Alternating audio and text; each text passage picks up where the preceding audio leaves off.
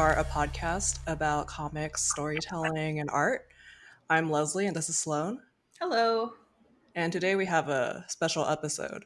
Um, Due to COVID-19, the comics festivals that were supposed to take place during May in Toronto and Vancouver were canceled. So we're doing this podcast episode like special for VanCav. Yes. And if you want to find more digital programming, you can check out hashtag CanCaf, which is a group effort promoting programming and events from comic festivals across Canada. Yes. And today we're joined by Matt Fraction. He's Hi. a writer. I'm sorry. Now people know I. Hi, Matt. I'm sorry, I blew it. No, it's cool. Whose notable works include his run on Hawkeye for Marvel and the Image Comics Sex Criminals, and a personal favorite of ours, Casanova.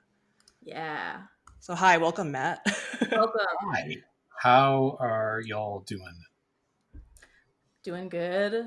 Not working on many comics, but writing a book. All right. Leslie, what are you working on? I'm finishing up like a short story. So I think that's why I have like such bad eye strain. Like my eye feels like it's gonna come out of my head, but Yeah. other than that, doing pretty good. Yes. Yeah, quarantine, quarantine brain. But I've had I feel like I have a host of mental health issues, and one of which is being clinically anxious, and I feel like I've been waiting for this like my entire life. Like I'm actually kind of finally I can put my shoulders down and stop worrying when the global quarantine is going to happen. it's Which here is a and it's weird fine. reaction to have, but I do have some sense of like, whew, finally, I knew this was going to happen.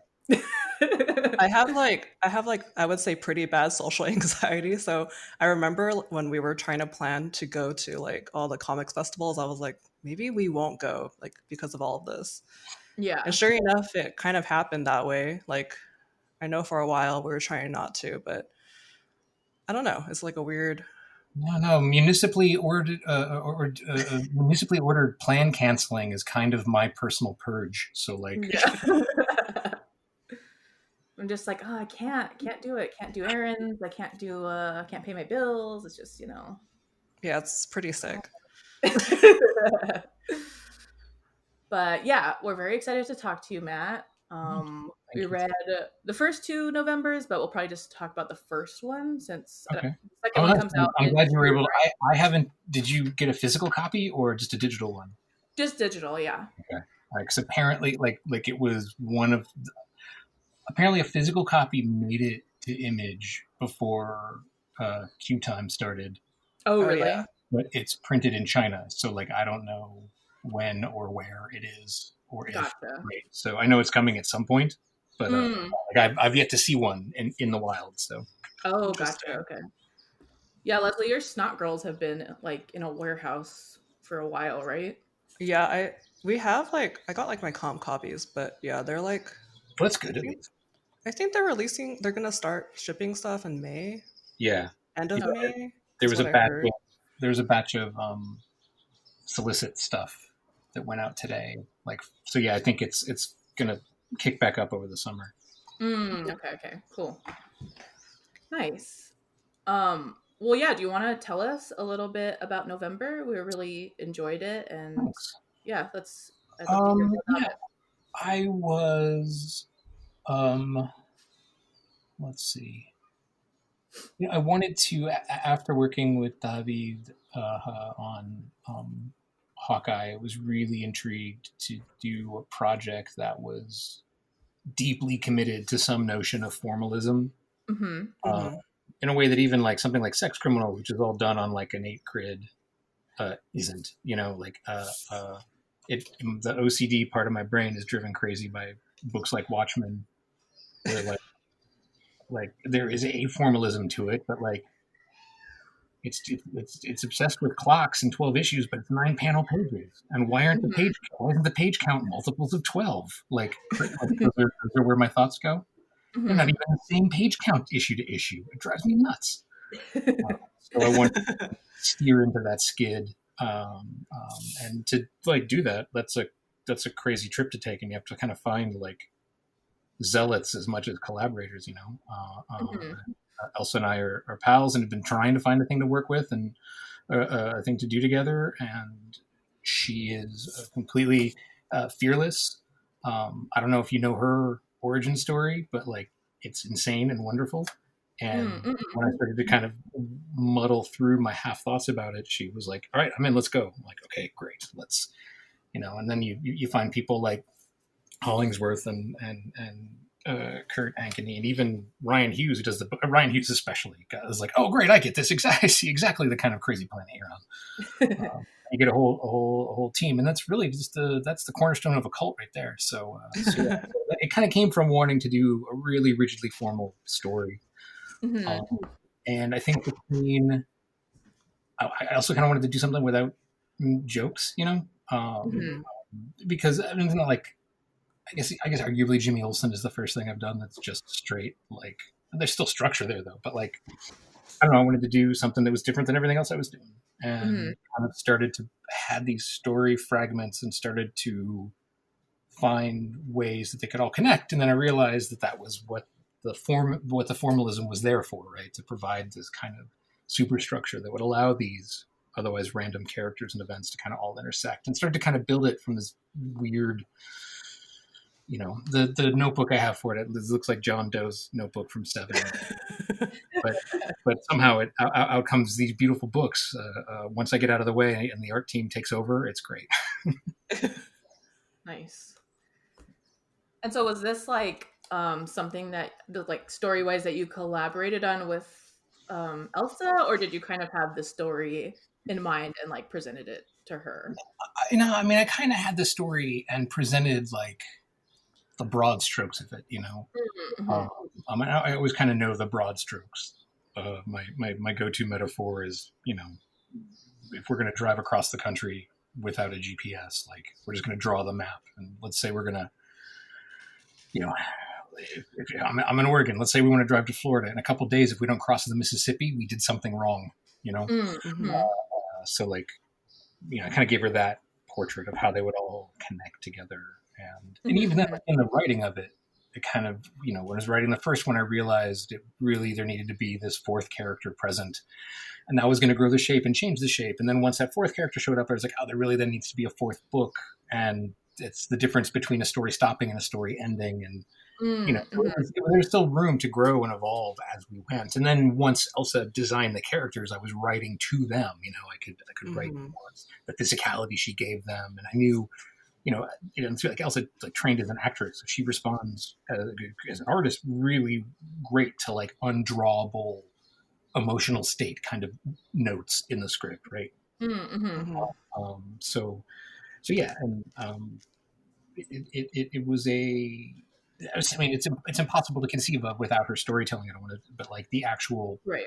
plot more or less fell out of me, and all of the other storytelling is her and Matt and Kurt. Right. Right. Yeah. Yeah. The I guess the I'm soul of the interested. thing is all of them. Yeah. Yeah. Of course. Yeah. I guess I'm just interested in like, um, your process and like excavating like a story on these characters like from the ground up. Like, are you a discovery writer? Do you like to work in outlines? Do scenes come to you first, or like that kind Every, of every project is a little different. mm, Um, Sometimes it's a character. Jimmy Olsen was the character. I had to take on the character and kind of hmm go from there. Mhm. This was more about the shape of the project than the content, and then it hmm kind of I started from the outside and worked in. Um, I don't know. It all changes. I do not. My outlines are handwritten and at best resemble a shopping list. Um, just because I hate writing about what I want to write about. hmm It just it's so I try to and two, I get bored. I get bored really easy, and if I've already discovered everything in the outline, it's not going to be any fun to write. So right hmm um, yeah, no, I tend to treat my notebook like an artist treats a sketchbook. There's lots of bad drafts and doodles in there, and build towards enough of a skeleton that I feel like, all right, now we can get in the car and drive to Florida, and I know You know, if we don't cross the Mississippi in 2 days, we've done something wrong. Right.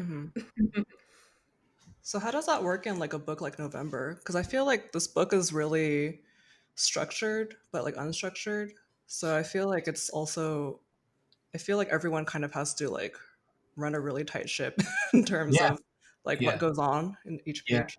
yeah. No, it's a level to commit. Part of like committing to the gag was like there are going to be rules we can't break once we commit, Hmm. and that makes me uncomfortable because I have to an uncomfortable degree, break it out, break the paneling out. You know, I have to. There's an inner tempo that it follows. There's all these rules that we're agreeing to, and it's going to mean on another project this would be a thing you would do, but because we are agreeing to do this, it means I'm going to say this has to be colored like this right now, right? And kind of working through what that meant. It's a weird way to work, but hopefully it doesn't look weird. Or I mean, hopefully it looks weird, but like hopefully it doesn't look, you know, like capers in a chocolate pudding or something. But like, yeah. So it was just kind of committing to all of us. Let's see what happens when we work this way. And you know, the flip side is now Elsa and I are talking about doing something as a follow up that is completely the opposite. You know, Hmm. that's the last thing I want to do is write another goddamn grid right now, let alone for her. The last thing she wants to do is draw one. So, I forgot the question. Just like, It's been so long since I've spoken to people. I'm sorry. No, I mean, same. I guess it's just like, yeah, I wonder, I was kind of wondering like how much control do you have over that, or like Oh, other than like the oh, structure, like oh, your right, stuff. sure. In this case, more than I'm actually comfortable with, but like Oh, okay. the the best parts of Hawkeye were written what's called Marvel style or plot style. Hmm. But even that betrays the intricacy of it. But like, yeah, no, I'm never gonna outright David's hand. I'm never gonna outright Ba's hand or Moon or anybody that I've worked with. I'm never gonna outright Elsa. So get out of the way, right? Yeah. I try not to, but again, sometimes in the spirit of these things, um, certain rules have to apply. So yeah, it was a weird set of tools I'm not used to using. I'm glad that I did it. I don't know if I'm going to do it again, Mm-hmm. but I sure learned a lot, and I can exhale when it's done because the OCD part of my brain is going to be like, oh, finally, okay, that's formalism. God damn it. You're like done with formalism. Yeah, Done and dusted. yeah. So, what was your process with choosing where to like cut these graphic novellas up? Like, why not just do a whole book? Why was it important to kind of dice them up in this way? It was originally planned as a kind of as a limited serial. Mm-hmm. And then Image had success with this format and presented it to us as this idea. Like, what if it was like this? And we kind of rejiggered it and thought about it and kind of, oh yeah, that could work. And it sort of changed. Mm-hmm.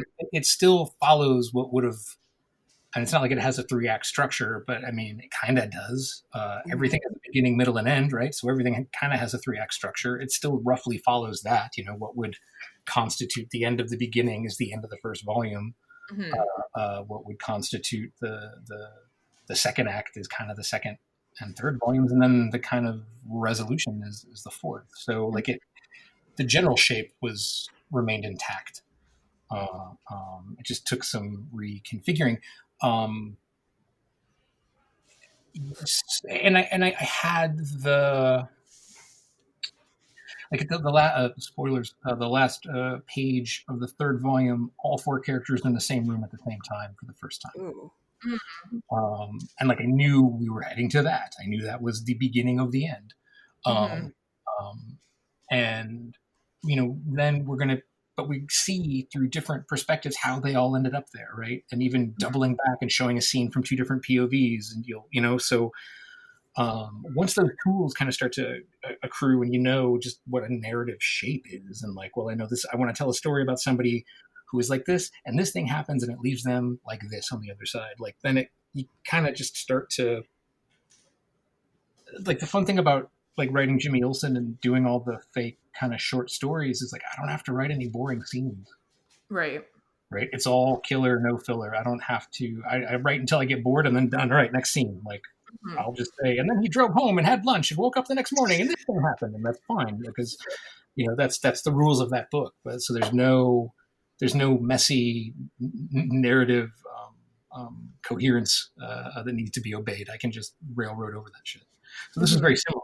Like this is the chapter where blank happens, and then I kind of could put that in a skeletal shape and start to write around it, and trust too that just everybody is smarter than me, and if I can figure it out, anybody can surely understand where we're at. And then I realized what a weird misstep it maybe was to start a 4-volume series of graphic novellas where the lead character is in an alcoholic fugue state. But, I've never been in the business to be successful, so why start now? Yeah, that's like another interesting point is like you're saying you could cut really fast in Jimmy Olsen, and I feel like this is also, like you're saying, paced very quickly. Do you like approach your story that way when you're scripting or discovery writing or whatever, or do you cut and par down after you've kind of laid everything out? I guess a little bit of both, and because like each of the chapters are all 12 pages, and I feel like I've got a pretty good sense of what you can accomplish in 12 pages. And you can accomplish a lot, right? Or you can accomplish very little, depending on sort of how close the camera is to everything, right? How deep a dive you go. Like one of the chapters coming up is about, like, it happens, and about the time it would take you to read it is about the time it took to happen. Because that was exactly what it needed to be. And then there's another one where clearly this is an hours-long experience. Yeah, I think that's kind of part of the fun of dealing with this, and that these are 4 strangers that are all going to intersect. Is like you get to experience time through all the different perspectives, including someone literally in a traumatic fugue state who can't tell the difference between the past and the present. And as the story goes, we will be able to tell. So yeah, it took a lot of, like, at one point, I was going through the notebook the other day, and I found like a year ago, I left myself a note, I don't even know if I dated it, but the note was something like, I don't know if all these stories one story, or I'm just trying to fit all these things into one thing it doesn't go into, right? But yeah, it sort of, and if it didn't, there's a lot of stuff that went away, right? There were ideas or notions that went away, especially once it became, all right, I've got 4 12-page chapters with each of these characters, and then these kind of bonus intro, outro sections per book that like determined tempo and pace and everything with what I knew had to happen from where we start and where we end, and then you kind of fill in the middle, right? So how do you know, like, when how can you tell when something is like bad or not working or not going to work, or when it's just your own anxiety that's like fun? The best thing I ever wrote is whatever I just finished, and the worst thing I ever wrote is whatever just came out. Like it's I don't mean to sound self-deprecating or like it is a thing that I fucking struggle with on a daily basis about literally everything. It took me years to figure out how to go to conventions without wanting to jump out of my own skin, and if you could see my feet in a convention, I am making die-hard fists with my toes and having conversations, because people are being very kind and very generous and lovely, and I don't know how to handle that. So I don't know, but I know the sound of the thing in my head, and I know what I can do to get it out of my head. That is different from quality. That is whatever the compulsion to write in the first place is, get the thing that is in the head out of the head, and I can do that. And, no, all I do is look at back. It's been awful with November. I've spent more time with November than like any other fucking thing I've ever written, because it's so I have to remember, like I call back, okay, this is book 2, chapter 2 or chapter 4, page 5, panel 6 happens here. There's a whole we see, there's a whole page of Dee's life that we see in random panels before we actually see it in volume 3. And then we reprint them all in their proper sequence. So there's a lot of reference. So I spent a lot of time with November, which is agony. Like I'm the worst. I never look at the stuff after it's published, like if I can avoid it. So it's all very awkward and uncomfortable to me. I work hard to count my blessings and thank my lucky stars. And I always feel like Wile E. Coyote, like I just ran off the cliff, and as long as I don't look down, I won't fall. Yeah. When I look down, physics will catch up to me. So, So was there like any pushback from like Elsa or anyone else on the project about like maybe like trying to fit all these things into a chapter, or was it just like no, everybody like trusted everybody. Like schedule has been the biggest issue because at one point Elsa hurt her arm, and at one point I got buried. So like there were a couple of hiccups in the development of 2, and but it was really just about keeping schedule together. I think Matt is content. I mean, look, after you've told a guy, okay, so color this how dogs see color, I think Matt is completely intent to let me, give me enough rope to hang myself. And Elsa, bless her heart, is too kind to say any different. So, everyone is trusting everyone else to do their part, and we'll see if it works at the end. I think, I think it is such an incredible looking book. Yeah, for sure. The 3 of them, if I can get out of my own way and just look at it objectively, like it is such a stunning piece of work, and that the 3 of them work together so beautifully. And then you find stuff like Kurt. I mean, first off, Kurt is a ridiculously gifted cartoonist in his own right. He just also has amazing handwriting, and that was I wanted to do a hand lettered book. Like I didn't want to use a font, and like Kurt was like, "Well, okay." He based one of the characters' handwriting is based on Mother Teresa's handwriting. Wow, like that's different than just picking a font. Yeah.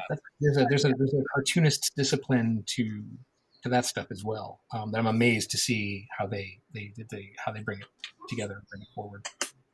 That's cool. Yeah, the lettering is very like luxe.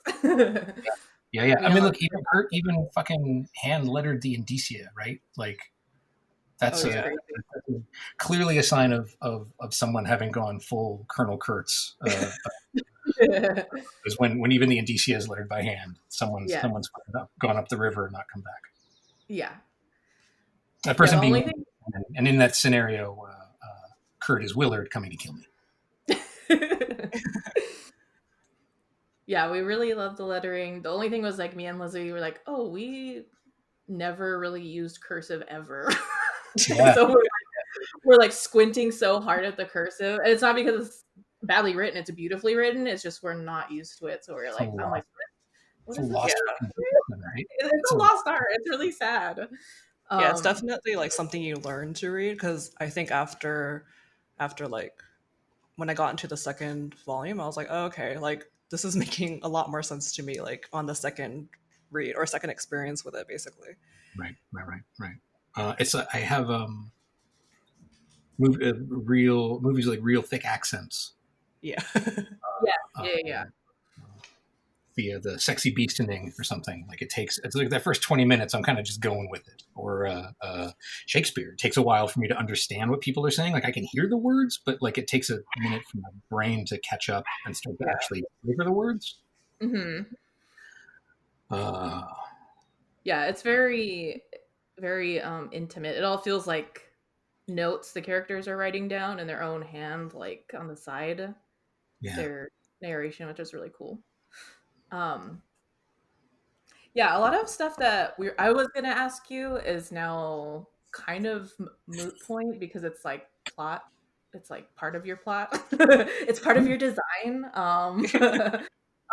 But I guess when approaching something like this, which is like you're saying, very formalist, and it also has like a lot of like traditional like gritty noir like tropes and stuff, like how do you avoid or embrace those? Like when and where do you do that, and why? Like when is it important to like lean into a certain genre trait, and when do you like push back against it? Do you know James Elroy's definition of noir? Mm-mm. It's two words. You're fucked.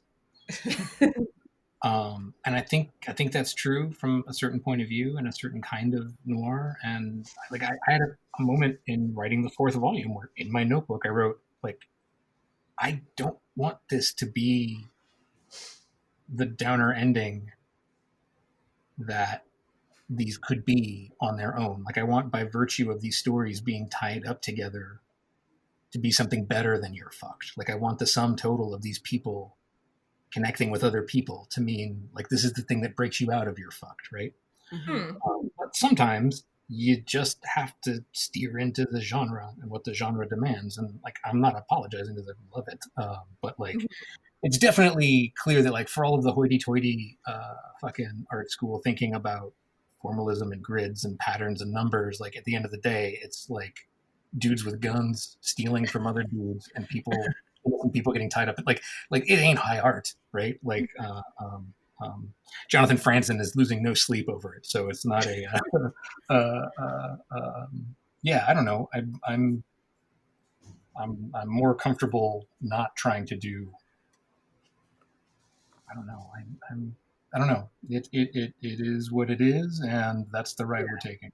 So Yeah, I guess I that was like kind of way too general. I guess I'm interested in what you personally like wanted from the genre, what you kind of answered, but also what you're like, nah, I'm not gonna do that in this, or like.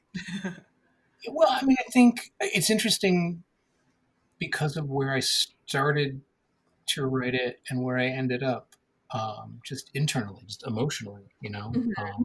Um, I think I think I started it during a very bad time in my life, Hmm.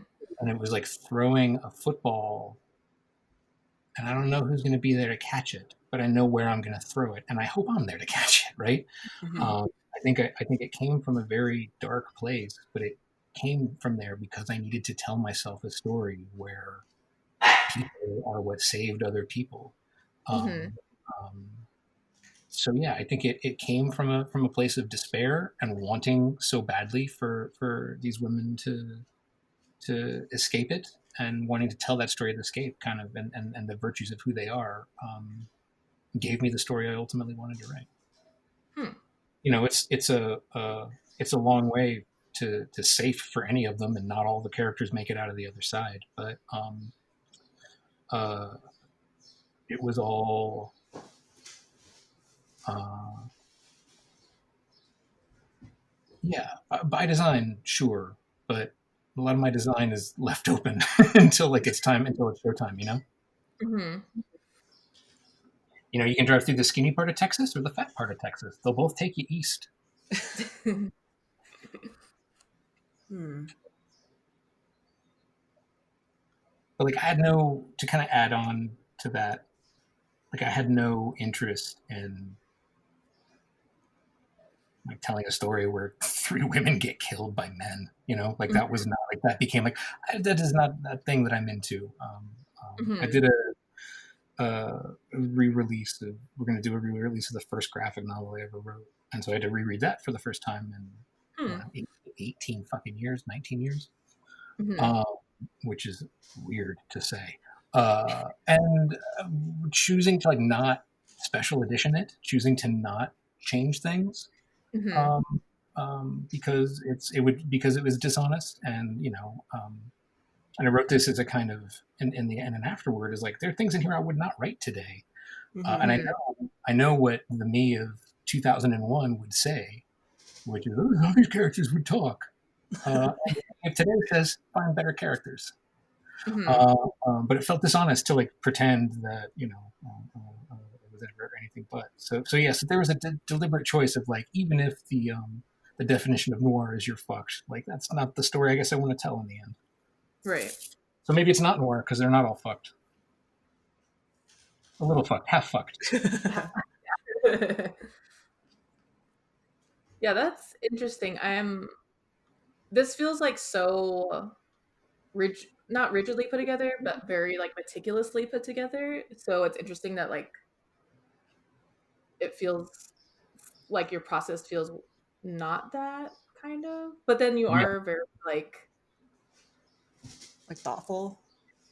you're like kind of like chaotic, but vision. like you're Vision come to prepared spirits, right? Like I talked over you. I'm sorry. no, go ahead, go ahead. No, please. Yours was better. Uh, no, it's interesting to see like my impression of the story and like how you might have put it together just from as an artist thinking of how this would be scripted. It feels very different from how you're like processing and developing the story, which is it's just Right. cool. It's cool. Yeah. It's interesting. You know, who would have thought? It was definitely a kind of like sweet and sour kind of experience, you know, Hmm. to have that sort of I'm not entirely sure what's going to happen. I know she's going to get out of the trunk. I don't know how. Hmm. It's weird when you're then saying, but it has to happen on a 12-page grid, and I got 3 pages to do it.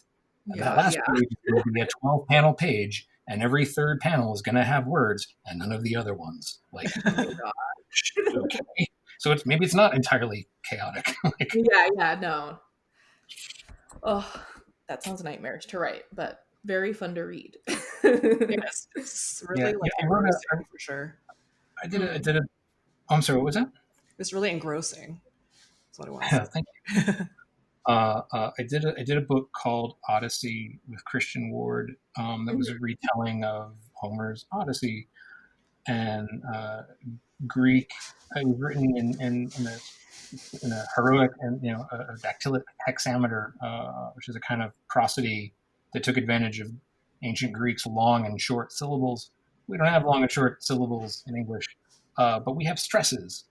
So stressed and unstressed syllables. So I applied that shape to English, and it was awful. And my wife swears she knew when I was writing Odyssey because I would just be stomping around the house and screaming at myself all day long. Because sometimes you just want someone to say, "I want to go to the bathroom," and you can't because it's got to be. So you have like a lot of self-imposed rules for different books. Sometimes, yeah, absolutely. Sometimes, Very masochistic of you. yeah, yeah, yeah. Clearly, So I'm do you, working through some things. yes. So do you do that like just for the challenge of it, or does this like serve Yeah, another I mean, purpose? yeah, Like, like yeah, the the best thing anybody ever said about my work. Like it was one of those moments where like I had like 5 things happening at the same time or 6, mhm. and they're like, none of it feels like it's by the same person. Hmm. You know, like that's the best. Um, so yeah, part of it was just also like I'm not. Like, my wife has amazing prosody. I do not. Hmm. And I wanted to force myself to do a project where like I wrote pretty, right? I want to do a thing where I am forcing myself to consider the meter every single time because Mhm. it's so antithetical to how I tend to write dialogue and stuff. So like part of it was like, what is the thing I've never done before? And now Mhm. I can say comfortably, and what is the thing I will never do again? Very cool. Yeah, it's definitely interesting to see you like explore all these different it's kind of like Ulipo-esque foundations that these stories are kind of like leaping from. It's very, very interesting. How Yeah. do you deal with like go ahead. No, yeah, that I guess it's kind of half a thought. You keep going, and if the full thought comes to me, I'll pipe up. Okay. So, I mean, I guess I kind of want to ask about what happens when these challenges kind of like overwhelm you. Like, obviously, like it can be frustrating. Do you ever find yourself like, how do you deal when you get blocked or, have to like push on despite how you're feeling? Like, how do you deal with that? Well, as part of the reason that I tend to have more than one thing going at once, and if fortune smiles upon me, then I can go where I have answers that day, and if I don't, I can let it cook until I'm ready. Mm-hmm. Um, and like, there are some benefits to be had and doing work for hire. One of which is doing it helps divorce you from preciousness, knowing that, hey, listen, the Batman train or the Spider-Man train is going to leave the station every 28 days. You can be on it, or someone else will. And having kids helped divorce me from preciousness, right? And there's this feeling of responsibility with my collaborators. Like, hey, if I'm not writing and you're not drawing, and if you're not drawing, our book's not coming out, and our book's not coming out, you're not getting paid, and that's my fault because I had to figure out how to fucking say I need to go to the bathroom with prosody.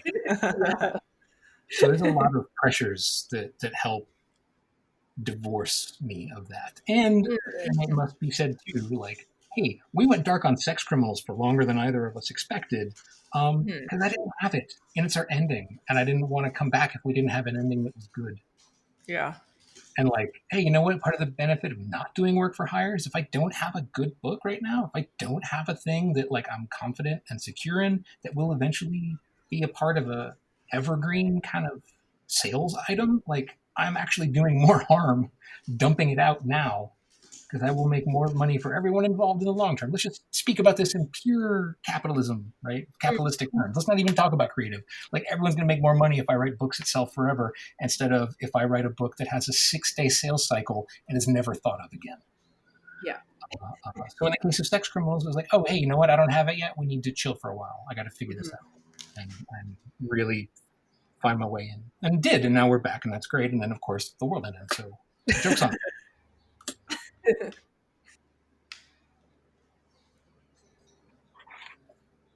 Leslie, do you want to ask some of your questions?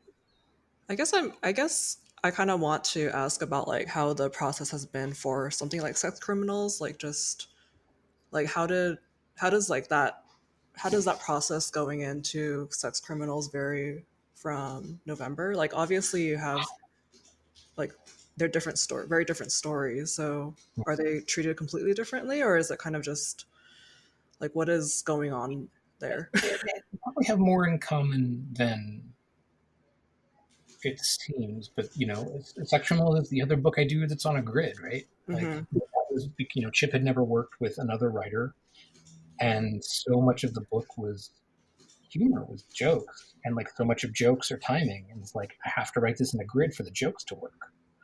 Because like there's nothing more unfunny than comics funny. So to actually write something funny, like without qualification, like okay, that's going to require certain things, right?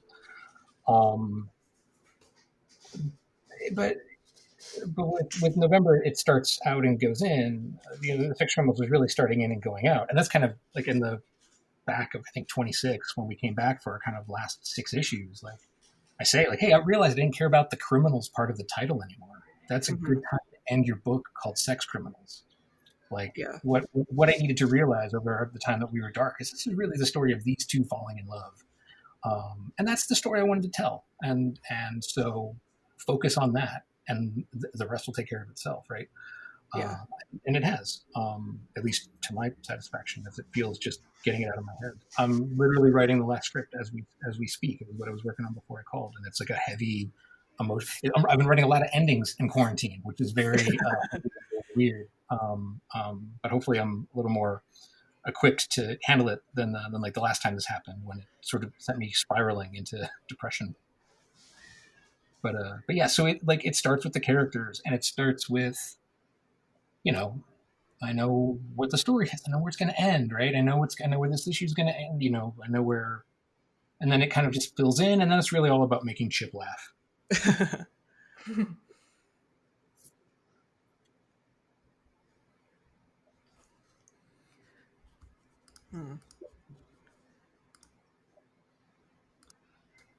I muted myself. Sorry. There was this maybe should have been an indicator of that. But the arc where they were broken up, because they were broken up, I didn't write it in a grid. And it's the only parts of the book that aren't done on an 8-panel grid, which is some weird subconscious like expression of what the book really is, right? Like, this is their story. When it's not their story, it's not the right book. So I don't know if anybody noticed that or cared, but it was a weird thing that felt right. It didn't work until it was like, oh, right, it's not in the grid anymore. And then it came together. Or as much as anything in my life together. That's interesting. It's very like rhythm based for you, like visually, like your visual tempo. Yeah. I know, and I came from a filmmaking and animation background, and it's all editing, right? I remember doing a piece in, I think it was when I was at Columbia, where like everything was cut in multiples of 24 frames, right? Or maybe it was less than that. Maybe it was 20 frames. It's some multiple, like, because I had like, so like I would have to come where the action was that I was cutting on, and then work backwards to where I could start. And so the piece had a weird timing, and you would feel it as you started to watch it innately. You just kind of sensed where the cuts were going to come, and then I fucked it all up at the end. It was jarring, and it had the effect I wanted it to have. It was otherwise a largely unremarkable piece of work, but that was noticeable to me. Cutting to a deliberate tempo and then screwing with it, the effect that has is potent. I think it's really important for jokes anyway. This is true. Honestly, I like reading November. I didn't actually realize that it was on a grid until like halfway through the first book. I think. Great. So I feel like it's kind of like, I feel like that kind of stuff is more hidden than it is when you're making it, obviously, because you're thinking about it a lot more. But yeah, I think that kind of belies like how I feel like when it melts into the background like that, it's something. I think that's a good thing. Your eyes not like staggering through the mathematics of rhythm. It's just like flowing for you. So yeah, I hate to see like a page and be like a grid, like in the sense that I'm not actually like reading it, like not looking at the pictures, not looking at like the text or anything, and just being like, ew, like I don't want to read this. So that's interesting. Like someone's air guitaring a grid at you. They're like, check it out. They're like, look at it. I have like 10 drawings on here, and I'm like, I don't. Like waggling their eyebrows at you with their grid. Yeah. So I think as like someone that sees that a lot and tends to feel like turned off by it, it's really cool that it was able to blend in so well, at least for me. Yeah, there's it's something that it's sort of I disagree with Frank Santoro about this. I haven't had the chance to like speak with him about it, but like a lot of his writings about page composition and stuff revolves around not giving up the center. And I think giving up the center, I think center focal points stop your eye and are boring. I think that's why Euro comics look like they're these weird, spacey, frozen. Like there's no, like it's like so many of those European comics with that sensibility, which Frank will go through in all of his various different web incarnations and show is like, look, they didn't give up the center. All the center-based composition. He's absolutely right. I think it makes for a very staid, very boring composition. Whereas if you play with the thirds and you play with where your punches fall, you play with that rhythm. I mean, comics are built on a 1 2 1 2 3 kind of rhythm, like.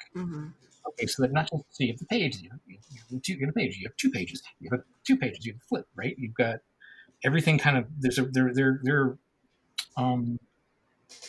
like ghost metrics of rhythm just innate to the form, right? If you're gonna flip on every odd page, right? Every odd page you're gonna have a turn, just because that's how math works. And that's also how printing signatures work, right? You're gonna every odd number page you're gonna flip. Every right facing page gets flipped. Okay, so how do you build that into the actual storytelling? So like the first thing I'll do, like when I'm blocking a story out, is write the page numbers, but then I'll draw where the signatures are, so I know where the flips are, so I can write to the page flips. Part of the reason that like double page spreads are so popular with writers at Marvel and DC right now is because they can control the ad breaks better if they're writing in double page spreads. You don't have to write a big dramatic scene and then like flip a page to have a Snickers bar ad, right? It's like forcing a card in a magic trick or something. But yeah, but like those, so okay, so we're not going to give up the center, which means we're going to have an asymmetrical kind of page shape, an asymmetrical kind of format, and then you've got this thing where every other thing is a flip, and like, okay, what does that look like, and what does that suggest then? for the page itself, and what does that suggest for the sequence of panels, and like, it becomes this endless chasing of that rhythm and that pattern, and then once that is in the DNA, it can grow wherever it needs to grow and be whatever it needs to be, and hopefully you don't notice it, you don't see it, you don't feel it, and it just kind of works gently and guides the thing. And when you're lost, it can help guide me, right? When I get lost, I can, like, shit, I don't know what to do here. Like, I can go back to those kind of first principles and find, because it always comes from a place of like what the book's about, right? Yeah. It doesn't make sense to just, I'm doing this in 9-panel grid because it's Jimmy Olsen. It doesn't make sense. But to do it in a 12-panel grid because blah, blah, blah, blah, blah, like, that is a different thing. And once I start to go back to those first principles, the answers to whatever I'm stuck on will kind of present themselves eventually. I hope. Seems very methodical. It doesn't feel like it. Fuck, I would naturally to you. It's like a thing I have to relearn every single time. But thank you. Maybe that speaks to how in control you are, that this feels like freeing this process. It's like, I remember when, back when I was on Twitter, when people would complain about it, I always felt that like that character limit was a shape and it suggested the kind of writing and communication you could do, right? Yeah. Like, it's 140 character. It's not a 140 character limit. It's like a 140 character shape. Like, it is the vessel that you can, like, I had 32 ounces of Mountain Dew. Why didn't it fit in this Dixie cup? Like, well, because it's a Dixie cup, right? So yeah, no, I like shapes are reassuring because I get lost and I don't know what's going to happen, but I have the shape to fall back on, and I have the shape, then I can start to go back to how I got there in the first place. I feel like when you put it like that, it makes more sense to me somehow, just because I get really annoyed when people have like 100 tweet threads of something they're talking about. Yes, yeah, and like they somehow can't boil it down to like, I don't know, maximum like 2 or 3. Yeah. Like, what are we doing here? Also, when did we become so lazy that the idea of clicking to like a blog or something else became just, I can't click another link. I can't possibly leave Twitter to read the rest of your thoughts. Yeah. I don't miss it at all. Yeah. You've made a wise choice. I'm kind of interested in how you develop these characters. They're all women. 2 of them are like women of color. And I feel like right now making characters like of a marginalized background or whatever is just something that everyone is either like, I mean, not that I'm questioning like the genuineness of it, but everyone's kind of like, well, why wouldn't you just make this character, a woman or Black or disabled? Da, da, da. But I'm interested in why you chose these specific identities and aspects for them. Well, I mean, I needed. There are a few reasons. 1, to challenge myself, to step out of my comfort zone. 2, because I needed to tell a story about people on the margins, right? And I needed to tell a story about people who could be ignored and disregarded, and written off as a matter of just everyday existence, right? So it kind of came from there, and like, and then once it became clear, like, no, this is about 3 women, that kind of informed everything, right?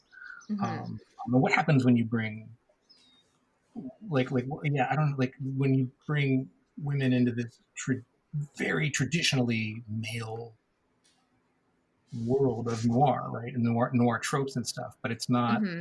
It's not rejecting that. Like, okay, well, you have to be the gun mall, and you have to, like, it's they are all deeply, well, not deeply. The 2 of them are deeply flawed. One of them is pretty fucking human, and like that just became, again, like the shape to write into, to write this kind of, the Kay, the cop, knows what's going on and no one believes her because and it's like, oh, that's how that happens. That happens like that. I bet every day, all the time, in all things, about everything. So how could all of this be happening in a world? It's like, well, you populate that world with women as well as men, and those men who don't believe women and don't listen to women and don't respect women, and Mhm. their potency as whistleblowers and observers. The flip side is, hey, no one pays attention to D, so D sees everything because no one, no one pays attention to her. So yeah, it becomes a chance to further the theme and extend the shape and make myself uncomfortable and try to write stories and characters I've never written before. And to hopefully in that process, like, expand my own humanity and empathy a little bit and understanding a little bit. Mhm. How do you go about like researching writing characters that you're not necessarily comfortable with, or is there just like, is it just something you already had in your head? I think they sort of show up, Mm-hmm. which I don't mean to sound magical realist about it, but like they just kind of show up and you know, and it feels right. It feels like a fit, and if it's a like yeah, one of the like real like blessings is kind of the only word for it, as much as I don't like to say it, of writing sex criminals has been how much of a opportunity to grow my own complacent sense of empathy, Mm-hmm. uh, um, as I explore and create these characters with sexualities different than mine. So like it's uncomfortable and it's difficult. Not the empathy part, but like the learning part, right? The shame that comes with it, right? The embarrassment and the guilt and all that stuff that serves no one, but me. So getting through that and then digging into writing these people um, as people and people who are in having their have their, yeah, I don't know, they yeah, just writing them as people, but doing as much research as I can to I guess in terms of what those people can expect on a daily basis, that Mm-hmm. perhaps white dudes that look like me don't have to expect. Oh, Yeah. all right. I mean, interesting. Yeah. Okay. Yeah, no, I appreciated that because I like the characters a lot, and there's a lot of like very specific, intimate details that you get into that are, I don't know. I just feel like a lot of comics I read nowadays, even if they do have like a character of color, a woman, or someone who has a disability, it's just like a surface detail, and it's not actually brought into play with the story or their character's arc or whatever. Yeah. So I think that this was actually had like a material effect with the story. So that was, yeah, it was I cool. think it definitely, I mean, yeah, it when I figured out it was about these three women, the whole thing showed up. Mm-hmm. And I sort of knew what it was, and I knew that I could do it, and I knew that I wanted to do it. So, and all that was predicated on very much on who they were, Mm-hmm. and it wasn't like, and she's a lesbian. It was, Yeah. like, and she's an alcoholic that has quietly gone back out of sobriety and is hiding it from her estranged wife, who she hides from at work, drinking, and Yeah. like that, like I can write that. I can write that feeling, right? Mm-hmm. Um, Yeah. I feel like even though a lot of it, there's like a lot of internal dialogue, monologue, um, I feel like you still learn so much about the characters like as you read it, which is interesting because as Sloan said, I feel like a lot of people just present it really surface and they're like, I did this thing, like look at it. But these characters are much more like they're revealing things to you slowly as you get to know them, which oh I wow, enjoyed. thank you very much. I'm I remember I've tried to read Game of Thrones and I haven't been successful. But at one point there was like one of the women was walking somewhere and considering the way her own pendulous breasts felt beneath her sackcloth, and I was like, I bet no woman has ever thought about the way their pendulous breasts Oh beneath no, their. that's very real. No, It's Oh, that's just my all the time. experience every they day. just they knock I against each knew other it. like I a knew pillow. it. I knew it. It's very authentic. Yeah, it was just that sort of like, I bet the only, yeah, it just just like, I don't know, man. I don't think about my balls all that much. Like, thought about his being a man with balls. being a ball hugger, I understood as I sat my balls down on a chair, followed by the rest of me.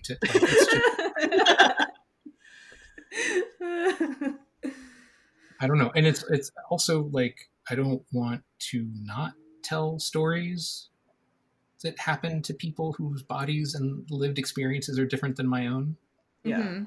But I also don't want to purport to speak with any. All I know are those characters, right? All I can imagine is that life, specifically in that specific person. That is the sum total of what I can do. And I hope if you guys both know this as much as this is an insane way to make a living and an insane thing to do there's a reason so many people in this business go crazy.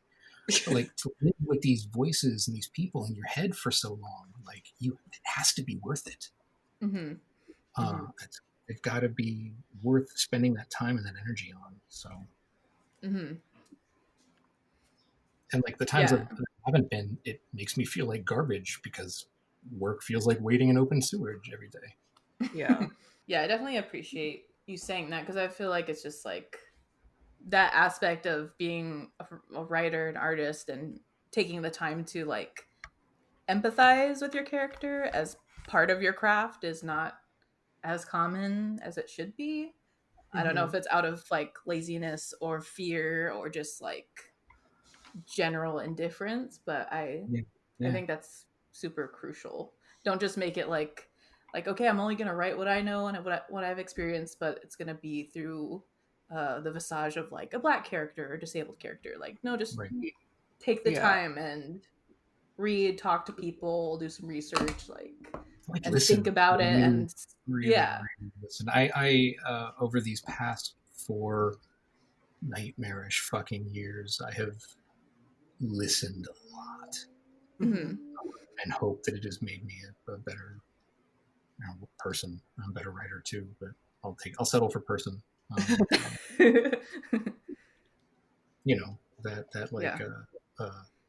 Hey, it's a bummer for me. You know who it's a bigger bummer for? People who aren't white dudes. Yeah. Hey, big fucking learning moment. Totally. I mean, I definitely think that a lot of people are afraid of changing their story. Like they kind of have like the bones of it, and then like when they start getting into it more, it's like it gets to be too much. You kind of have to like push past that a little bit. So I feel like there's always like more work to be done. Yeah, exactly. And the degree, yes, there absolutely. Pretend I said that first. No, you said it first. You took that. I know it's work to be, and it can be uncomfortable work. And white people don't like discomfort. If I've learned one thing about white entitlement these last 4 years, white people don't like being inconvenienced. Yeah. They like to have like, what is this? They want like a cookie and that's it. Like, they don't want like, they don't want to make the cookie. They want you to make them the cookie. And they can like say it's really good. They'll buy the cookie. I saw somebody say that about like the protests, the reopen everything protests. Like they don't want to go back to their jobs giving haircuts. They don't have jobs giving haircuts. They want you to go back to your job and give them a haircut. Yeah. Oh, shit. Anyway, since we're coming up on an hour, do you have any like last questions? Last words. Last words. R.I.P.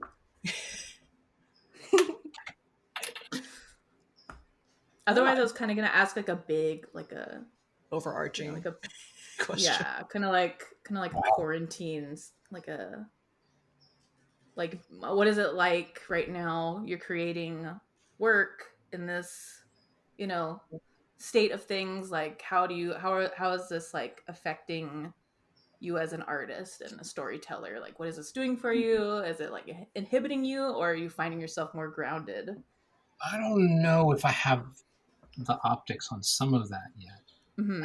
I think it'll be, in a year or two when these things are all done and out. I know it's affecting me. I wrote the last Jim Nielsen issue. It was like the first Quarantino script. and or this is the last two rather, it was 11 and 12, and like realized it was Blazing Saddles, or at least as close to Blazing Saddles as I'm gonna get. So like I steered into it, and it felt therapeutic. It's literally a pie fight happens, and just this like at the end of Blazing Saddles, everyone's crashing through all the different movie sets, and the cowboys are fighting each other on the Busby Berkeley musical stage, and it's just like that level of chaos. And it clearly was making me feel good to write. Like I was laughing, it was funny. So yeah, absolutely. I don't know. We'll have to a couple of years, maybe a better idea of it. Realistically, just moment to moment, day to day, which is kind of how anybody maybe has to live right now. Yeah. It keeps my shit together for good or for ill. A lot of my sense of self-worth is tied up into my productivity, and I know that's not healthy, but it is true.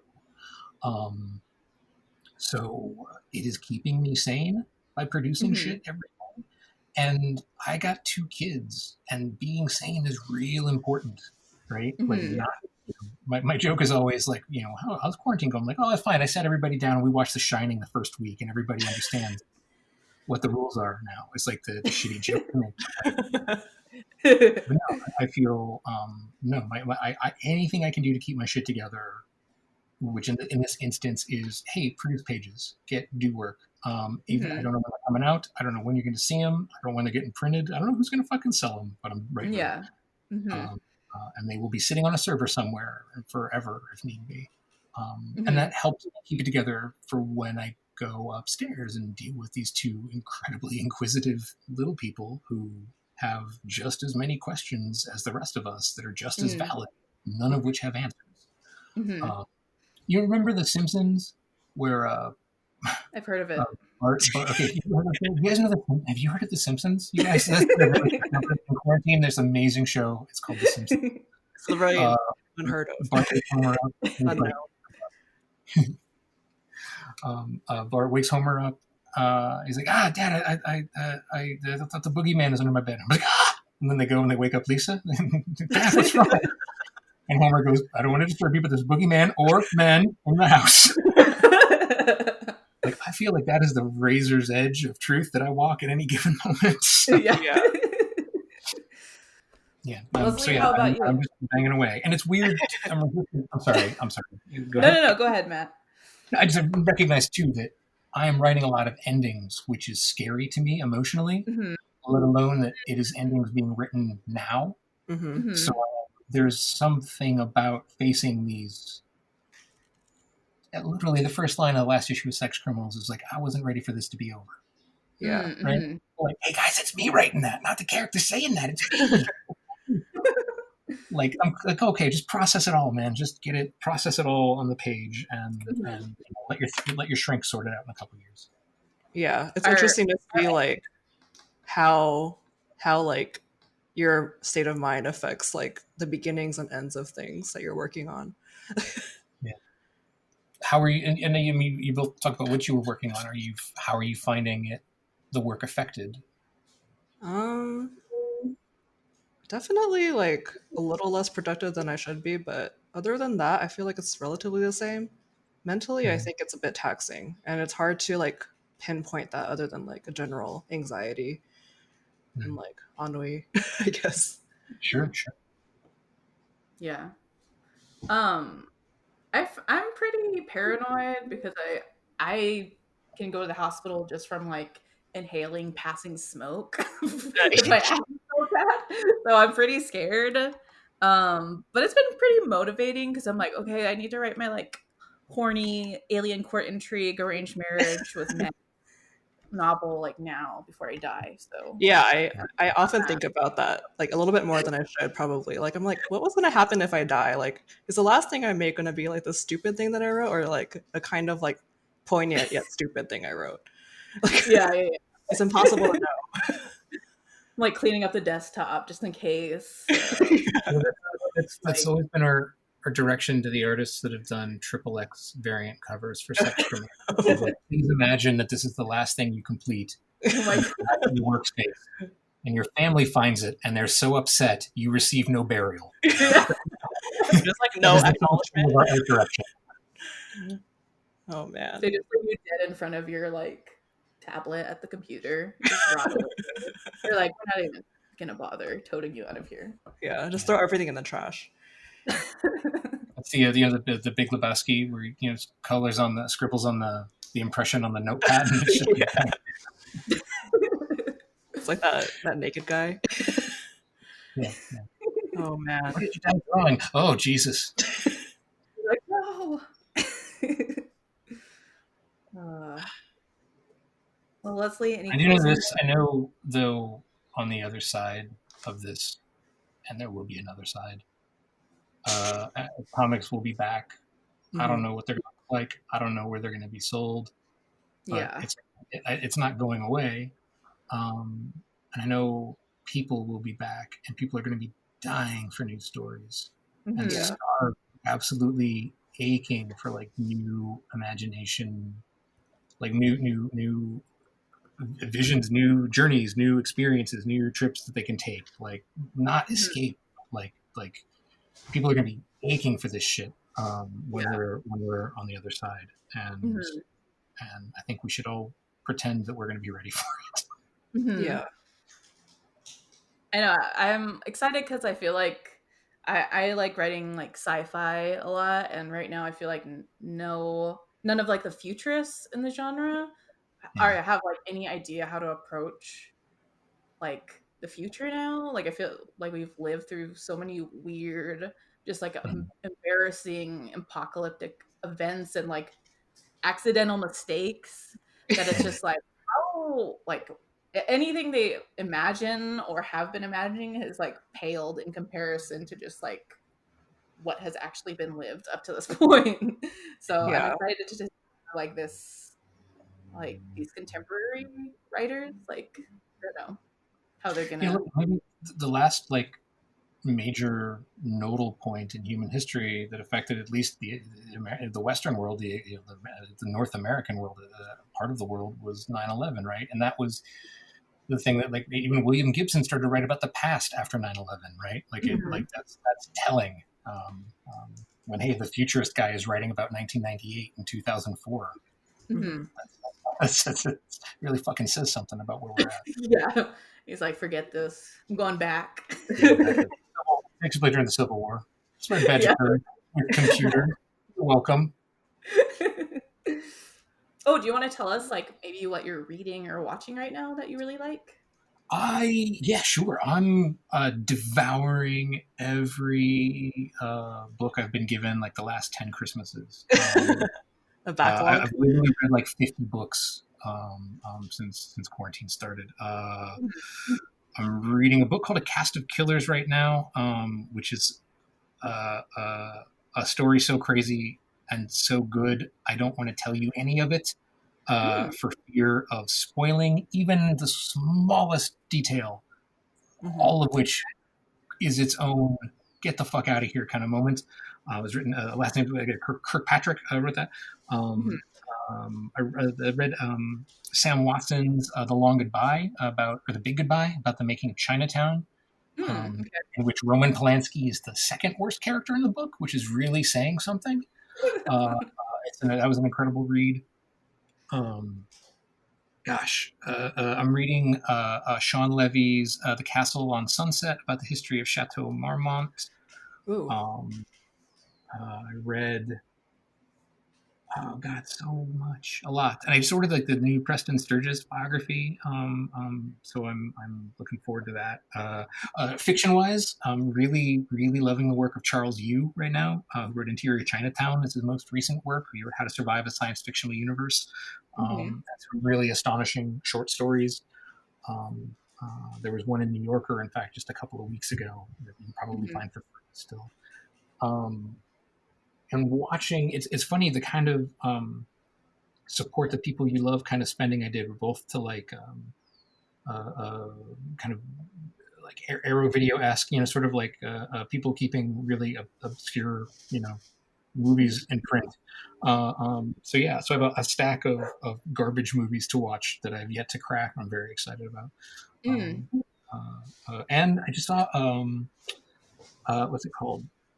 Iron Fists and Kung Fu Kicks, maybe something like that on Netflix. It's a documentary by the guys that did Electric Boogaloo, which Okay. is a documentary of canon films. If you've never seen that, first off, fuck Tiger King. Go watch the video. So now they did a movie about the kind of the history of the kung fu film as a global phenomenon. So that was a lot of fun to watch. But having watched it now, I want to go and dig up all my Shaw Brothers movies and watch those. So Nice. probably King Boxer. I think the next time I sit down to watch something, that would be King Boxer. Nice. Highbrow, always highbrow. The Criterion Channel. I haven't watched it yet. I'm very excited that it's there though. Awesome. How about you? Give me what are you guys into? What's going on? Ooh. What have you been watching or reading, Leslie? I'm gonna So I love how you dealt with the question by rephrasing it for Leslie. That's terrific. Leslie, you didn't understand what he just asked. I just watched. I was telling Sloane about this earlier, but I watched this Australian reality show called like Instant Hotel. I think it's about like luxury Airbnbs, and it's like the whitest thing I've ever seen like in a while, like other than Tiger King, obviously. But this is a little bit more like insidious because it's not as obvious. And I was telling Sloane about this like crazy part where like they brought out these like really rich white people that basically own a rainforest, brought out these Aboriginal dancers. And like they were like, this is so beautiful and cultural, and they're like dancing for like their dinner entertainment, and then like they were like, okay, goodbye. Like, this is just like your entertainment and not like anything else. Like it was a lot. But yeah, I've just been watching a lot of really dumb reality TV shows. I don't know. I'm sure I'll get back into it. Yeah, no judgment. This is no, believe me, this is great. Yes, you have to be tender with yourself right now and just. That's true. Never watch trash. Yeah, baby myself. When I was in Australia, I discovered like I love Cops, or the Canadian version of Cops is Mounties.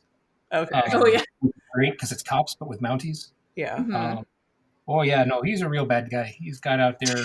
Oh, he thinks a lot of methamphetamine, and he's rough news. He's a real tough character. So we're going to bring him down, and we're going to make sure he. And once an episode on Mounties, they stick a dog on somebody. That's how you know. That's the difference between Cops and Mounties. Mounties. But there's the Australian equivalent is like a border. It's like customs at the airport in Sydney, and it's all stories about people trying to get away with shit in customs, and it was riveting. Yes. Yeah. My mom's been watching those nonstop, but like I think it's like Border Patrol, so it's like the Mexican-American border. Mm-hmm. And yeah, she loves it. And every time they find cocaine, the TV goes, cocaína, cocaína, cocaína, like echo. Nice. Yeah, so I hear that like every 2 minutes. Cocaína. Wow. Yeah. Yeah, I can't think of what I've been watching. Nothing great. I have been reading a really good book that it's like, I don't know if you know Blake Butler at all. Yeah. You know Blake Butler? Oh, okay. I'm reading 300 Million, which is very freaky. It's about like this like Mansonoid cult killer dude, and his like life's purpose is to kill every person in America. Mm-hmm. And he does this, and like all the bodies pile up, and he does this like through other people. It's very fun. It's really, really long, but it's like, I don't know. I'm kind of like addicted to this book. I've never like wanted to read every single word like so carefully before, and I don't know why. It's like very hypnotic, and it's very hard to describe, but that's the premise. Cool. But yeah, I've been reading awesome. that for like a couple months now. He's really an interesting writer.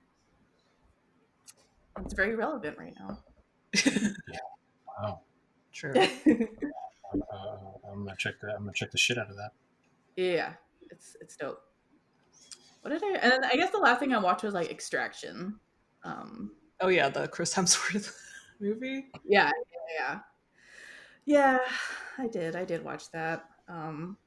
Pretty fun, but they made him too like feely, and it's not a feely movie. Like they tried to make him care about some like little kid that he was supposed to rescue, and it just didn't work.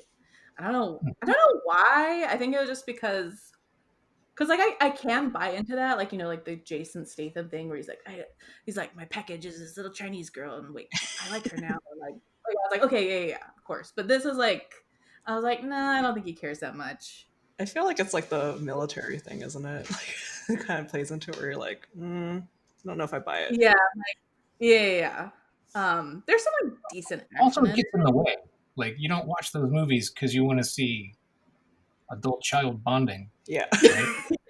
That's how you knew John Wick was going to be badass. They fucking killed the dog in the trailer. Yeah. Like, they're getting this shit out of the way, you guys. The dog dies. Yeah. Oh, fuck.